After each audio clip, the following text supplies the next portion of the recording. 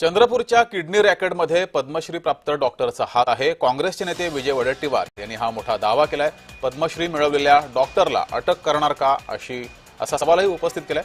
सभागृहात वडेट्टीवारांनी थेट सरकारला हा सवाल उपस्थित केलाय। किडनी प्रकरणामध्ये 6 सावकारांसह 8 जणांना अटक झाली आहे। गृह राज्यमंत्री पंकज भोयर यांनी यावर उत्तर दिलंय। पोलीस अधीक्षकांना ही सर्व माहिती देण्याचं काम त्यावेळेस स्टार्टिंगला मी केलं आणि मग ही प्रकरण उघडकीस आलं। बातकुळकर साहेब म्हणजे खूप मोठं प्रकरण आहे।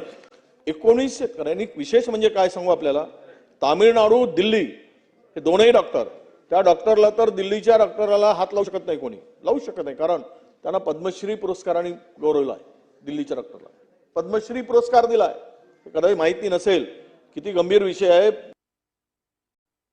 तो सोलापूरचा व्यक्ती सदर व्यक्तीला कंबोडियाला घेऊन गेला, त्या ठिकाणी त्याची किडनी काढली, ते पैसे त्याला दिले, त्या पैशांनी त्या सावकारांचं कर्ज फेडण्याचा त्या ठिकाणी प्रयत्न केला, परंतु तरी देखील ते लोक पैशाची मागणी त्याला सतत करायचे। त्या ठिकाणी 6 लोकांना अटक करण्यात आली। नंतर याच्याशी संबंधित हा जो सोलापूरचा व्यक्ती होता त्याला देखील अटक करण्यात आली। त्याला सहाय्य करणारा एक अजून व्यक्ती होता, त्याला देखील अटक करण्यात आली। एकंदरीत 8 लोकांना याच्यामध्ये अटक करण्यात आली।